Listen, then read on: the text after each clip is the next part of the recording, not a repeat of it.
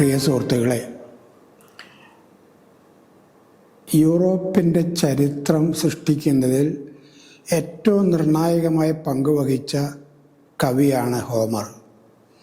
അദ്ദേഹത്തിൻ്റെ ഏറ്റവും പ്രസിദ്ധമായ കാവ്യമാണ് ഇലിയഡ്.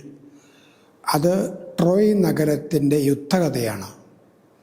ഈ ട്രോയ് നഗരത്തിൻ്റെ യുദ്ധകഥ പറയുന്ന ഹോമർ ആ മഹാകാവ്യത്തിൽ ഏറ്റവും പ്രധാനമായി അതിൻ്റെ ഏറ്റവും ചങ്കായി പരിഗണിക്കപ്പെടുന്നത് 24-ാമത്തെ പുസ്തകമാണ്.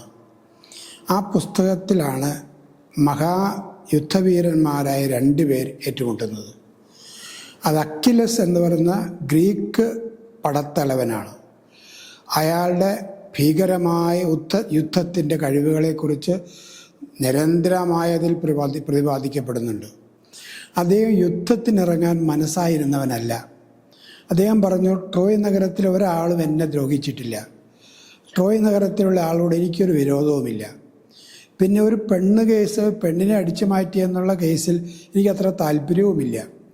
അതുകൊണ്ട് യുദ്ധത്തിനിറങ്ങാൻ പത്രോക്കുളസ് എന്ന തൻ്റെ ഉത്തമ സുഹൃത്ത് ആവശ്യപ്പെട്ടിട്ടും അക്കിലസ് തയ്യാറായില്ല. അക്കിലസ് അപ്പോൾ കൂട്ടുകാരനോട് പറഞ്ഞു, നീ പോയി യുദ്ധത്തിനിറങ്ങിക്കോ, എൻ്റെ പടച്ചട്ടയും നീ ഉപയോഗിച്ചോ, എനിക്ക് വിരോധമില്ല, നീ എൻ്റെ പടച്ചട്ട അണിഞ്ഞുകൊണ്ട് യുദ്ധം ചെയ്തോളൂ എന്ന് പറഞ്ഞു. അങ്ങനെ അക്കിലസിൻ്റെ വീരസാഹസികമായ പടച്ചട്ടയും അണിഞ്ഞാണ് പത്രോക്കുളസ്, അദ്ദേഹത്തിൻ്റെ ഉത്തമ സുഹൃത്തായ പത്രോക്കുളസ് യുദ്ധത്തിനിറങ്ങുന്നത്.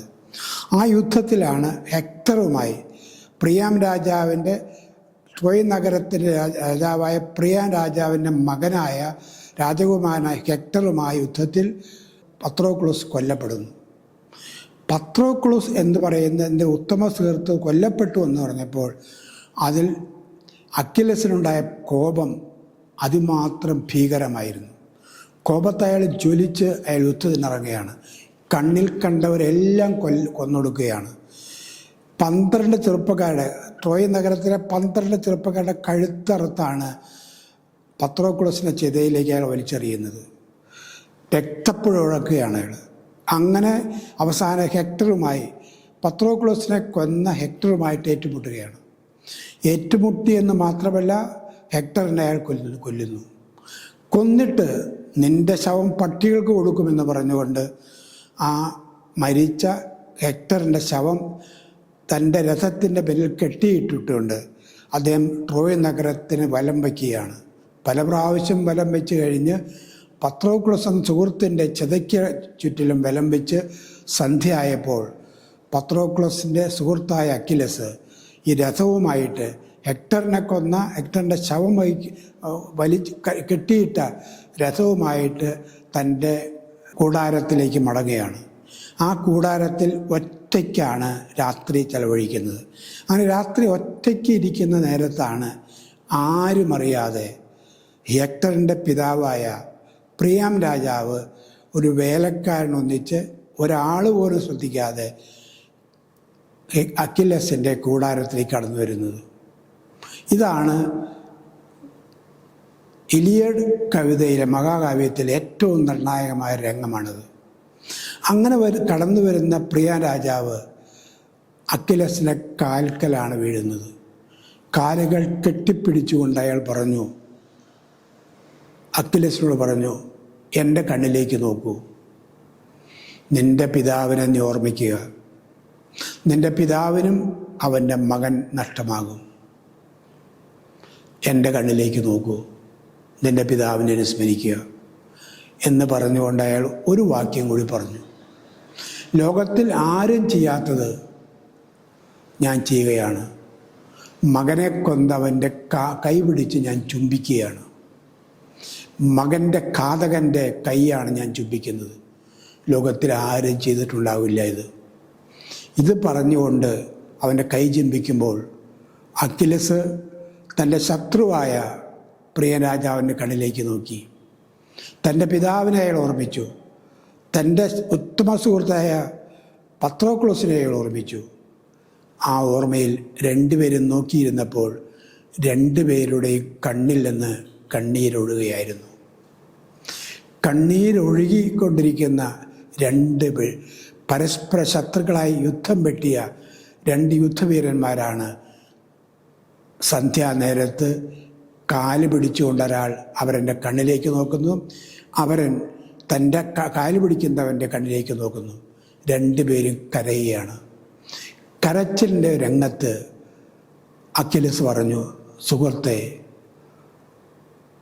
മനുഷ്യരായ നമുക്ക് സന്തോഷം അനുവദിച്ചിട്ടില്ല, അത് ദൈവങ്ങൾക്കുള്ളതാണ്. നമ്മുടെ ജീവിതം സഹനത്തിൻ്റെയാണ്. എന്നിട്ട് പറഞ്ഞു, ഹെക്ടറിൻ്റെ ശവം ഞാൻ വിട്ടുതരാം. പട്ടികൾക്ക് കൊടുക്കുമെന്ന് പറഞ്ഞതാണ്. അയാളാണ് പറയുന്നത്, ഹെക്ടറിൻ്റെ ശവം ഞാൻ വിട്ടുതരാം. 12 ദിവസത്തേക്ക് ഇനി യുദ്ധം ഉണ്ടാകില്ല. അവൻ്റെ ശവം അടക്കുന്നതിനും അവൻ്റെ ചിതയൊരുക്കുന്നതിനും വേണ്ടി ഞാൻ എല്ലാ സഹായവും ചെയ്യാം. ഇവിടെയാണ് രണ്ടുപേരുടെ മുമ്പിൽ ഈ രംഗം ഒരുക്കുന്നത് ഹോമർ എന്ന കവിയാണ്. ആ കവി എന്താ ചെയ്തത്? നിശബ്ദമായി മനുഷ്യരെ വസ്തുക്കളാക്കുന്ന, ജഡമാക്കുന്ന, കൊന്നൊടുക്കുന്ന യുദ്ധത്തിൻ്റെ പാരമ്യത്തിൽ രണ്ടുപേര് പരസ്പരം നോക്കിയിരുന്ന് കരയുന്നു. കരയുക മാത്രമല്ല, അവർ സംസാരിക്കാൻ തുടങ്ങുന്നു. അതാണ് മനുഷ്യത്വത്തിൻ്റെ ആരംഭം. രണ്ടുപേരും മനുഷ്യരാകാൻ പഠിക്കുകയാണ്, മനുഷ്യത്വത്തിലേക്ക് വളരുകയാണ്. ഒരു പിതാവാണ് സ്വന്തം മകനെ കൊന്നവൻ്റെ കൈപിടിച്ച് ചുംബിച്ചുകൊണ്ട് പറയുന്നത്, ഇതാരും ചെയ്തിട്ടില്ല, ഞാൻ ചെയ്യുന്നു. ഇവിടെയാണ് മനുഷ്യൻ ജനിക്കുന്നത്. മനുഷ്യത്വത്തിന് ജന്മം നടക്കുന്ന ഇവിടെയാണ്. അക്കിലസ് ആ പിതാമകനോട്, തൻ്റെ യുദ്ധവീരനായ തൻ്റെ ശത്രുവിനോട് പറഞ്ഞു, ഞാൻ നിനക്ക് ആഹാരം വിളമ്പാൻ അത്താഴം കഴിക്കൂ. അയാൾ അത്താഴം വിളമ്പിക്കൊടുത്തു പ്രിയാം രാജാവിന്. അതിനുശേഷം പ്രിയാമിന് അക്കിലസാണ് കിടക്ക വിരിക്കുന്നത് രാത്രി ഉറങ്ങാൻ. പ്രിയപ്പെട്ടവരെ, ഈ കവിതയുടെ മഹത്വം ഇവിടെയാണ്. യുദ്ധം വെട്ടുന്ന കഥയാണ് പറയുന്നത്. യുദ്ധത്തിൽ എല്ലാവരെയും കൊന്നൊടുക്കുന്ന കഥയാണ് ഹോമർ പറഞ്ഞത്. പക്ഷേ ഹോമർ ഉണ്ടാക്കിയ രംഗം നോക്കൂ. മനുഷ്യത്വത്തിൻ്റെ വികാരം, കരയുന്ന മനുഷ്യർ.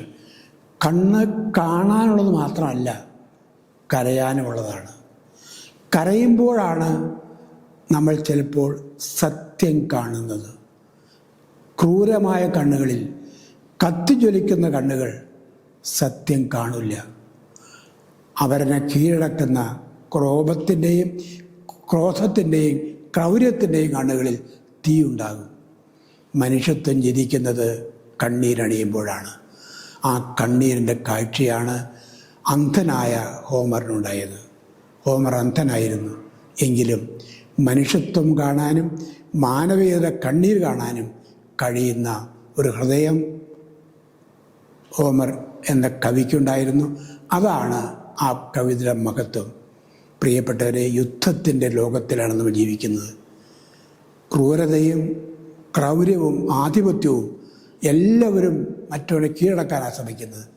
ആ കീഴടക്കുന്നിടത്തും പരസ്പരം കാണാനും പരസ്പരം അംഗീകരിക്കാനും ആദരിക്കാനും ആഹാരം വിളമ്പിക്കൊടുക്കാനും കിടക്ക വിരിക്കാനും കണ്ണീരണിയാനും കഴിയുമ്പോഴാണ് നമ്മൾ മനുഷ്യരാകുന്നത്.